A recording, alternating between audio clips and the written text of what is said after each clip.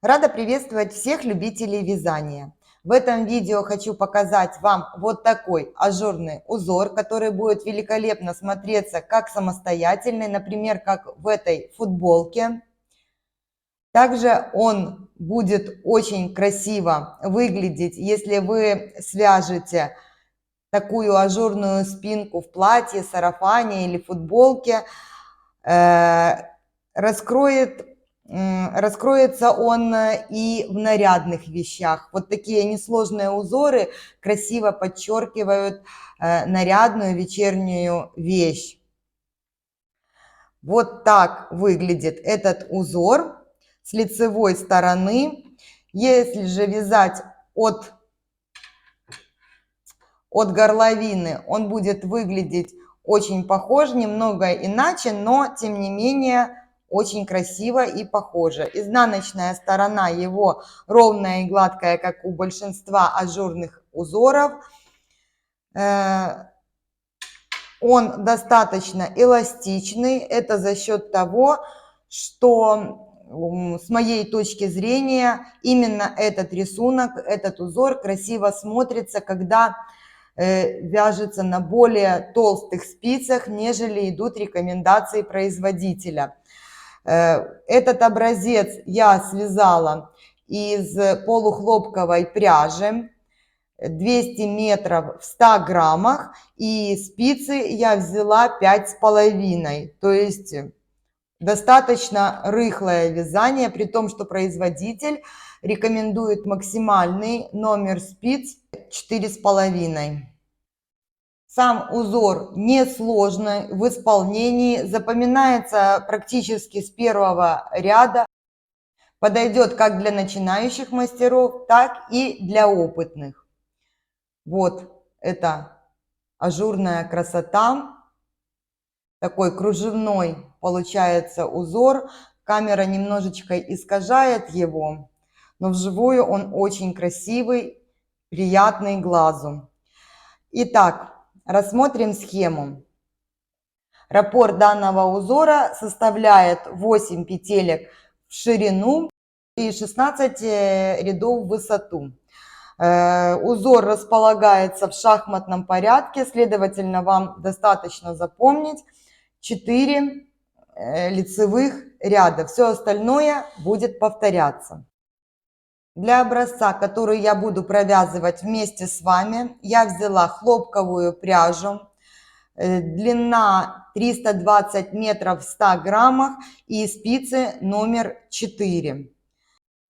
Я набрала 19 петель, так как буду провязывать 2 раппорта узора, плюс 1 петля симметрии и 2 кромочные петельки. Первый ряд. Кромочная, 1 лицевая, накид, 2 вместе лицевой с наклоном влево, 1 изнаночная, 1 лицевая, 1 изнаночная, 2 вместе лицевой с наклоном вправо и накид. Это я провязала 1 раппорт узора. Продолжаю. 1 лицевая, накид, 2 вместе лицевой с наклоном влево, 1 изнаночная, 1 лицевая, 1 изнаночная, 2 вместе лицевой с наклоном вправо. Накид. Петля симметрии здесь лицевая идет и кромочная петелька. Второй ряд я провяжу вместе с вами, но все четные ряды этого узора вяжутся по рисунку. Поэтому в дальнейшем я четные ряды буду пропускать, чтобы не затягивать время. Второй ряд. Кромочная, я ее просто переснимаю. Изнаночные вяжу изнаночными, накиды также провязываю изнаночной петелькой, лицевые лицевыми. То есть четный ряд полностью вяжется по рисунку и накиды провязываются изнаночной петелькой. Вот таким образом мы вяжем до конца ряда. Накид, изнаночная и кромочная. Кромочную я провязываю изнаночной скрещенной. Третий ряд по схеме провязывается точно так же, как первый. Кромочная, 1 лицевая, накид, 2 вместе лицевой с наклоном влево, изнаночная, лицевая, изнаночная, 2 вместе лицевой с наклоном вправо. Я меняю расположение петелек, вы смотрите по своему вязанию, и вы будете менять или первые 2, когда провязываете вместе, или вторые. Просто нужно смотреть, чтобы петельки не получались скрещенными. Накид – это конец раппорта. Далее продолжаю второй раппорт узора. Лицевая, накид, 2 вместе лицевой с наклоном влево, изнаночная, лицевая, изнаночная, 2 вместе с наклоном вправо, вот таким образом, накид и петля симметрии лицевая, кромочная, лицевая, скрещенная я провязываю. Четвертый ряд мы вяжем по рисунку. Пятый ряд. Кромочная, 1 лицевая, 1 изнаночная, накид, 2 вместе лицевой с наклоном влево. Но здесь у меня идет изнаночная петля. И чтобы не было скрещенных петелек, узелков ненужных, узор ложился ровно и гладко, я ее переворачиваю, чтобы она смотрела как лицевая петля. Возвращаю первую петельку и провязываю как 2 вместе лицевой. Вот таким образом. Далее идет 1 лицевая и опять 2 вместе с наклоном вправо. Я меняю расположение петель, чтобы они смотрели как изнаночная. И тоже не были скрещенными в узоре. И провязываю 2 вместе лицевой с наклоном вправо. Вот таким образом поступаю я. Далее накид, 1 изнаночная, 1 лицевая, 1 изнаночная, накид, 2 вместе лицевой с наклоном влево. Я поменяла расположение петель и провязала 1 лицевой. 1 лицевая, 2 вместе лицевой с наклоном вправо. Также меняю расположение петель, если это нужно. Накид, 1 изнаночная, 1 лицевая и кромочная петля. Седьмой ряд. Кромочная, я ее просто переснимаю. 1 лицевая, изнаночная, лицевая, накид. Теперь мне нужно вот эти 3 петельки провязать вместе, так чтобы вторая петля была по центру. Для этого я переснимаю на правую спицу 2 первые петли и меняю их местами вот таким образом. За работой поднимаю первую, а перед работой вторую и возвращаю на левую спицу. Далее провязываю их как 3 вместе 1 лицевой петлей. Вот таким образом. Далее накид, лицевая, изнаночная. Я провязала 1 раппорт узора. Продолжаю вязать второй. Лицевая, изнаночная, лицевая, накид, 3 вместе лицевой со второй центральной. Поменяла местами петли и провязала 1 лицевой. Накид, лицевая, изнаночная. Второй раппорт провязан. Петля симметрии лицевая и кромочная. Вторая часть раппорта в высоту выполняется точно так же, только со смещением в пол раппорта. Давайте вместе ее провяжем. Итак, кромочная, 1 лицевая, 1 изнаночная, 2 вместе лицевой с наклоном вправо, Я поменяла расположение петель, чтобы не было скрещенных.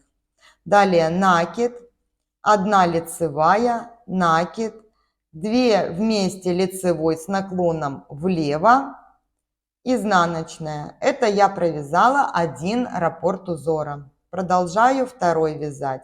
Лицевая, изнаночная, 2 вместе лицевой с наклоном вправо, накид, 1 лицевая, накид, 2 вместе лицевой с наклоном влево, изнаночная, петля симметрии и кромочная. 9 ряд провязывается точно так же, как и 7. Кромочная, 1 лицевая, 1 изнаночная, 2 вместе лицевой с наклоном вправо, 1 накид, лицевая, накид, 2 вместе лицевой с наклоном влево, изнаночная. Это 1 раппорт узора. Далее лицевая, изнаночная, 2 вместе лицевой с наклоном вправо, накид, 1 лицевая, накид, 2 вместе лицевой с наклоном влево, изнаночная. Заканчивается ряд 1 лицевой петлей симметрии и кромочной. 13 ряд. Кромочная, 1 лицевая, 2 вместе лицевой с наклоном вправо. Здесь также у меня участвует изнаночная петелька, поэтому я меняю расположение так, чтобы у меня обе петли смотрели ровно первой дужкой вот ко мне и провязываю их 1 лицевой петлей. Накид, 1 изнаночная, лицевая, изнаночная, накид. Теперь идет 2 вместе с наклоном влево. Также я меняю расположение петель, чтобы они смотрели второй дужкой на меня, и провязываю их 1 лицевой петлей вот таким образом.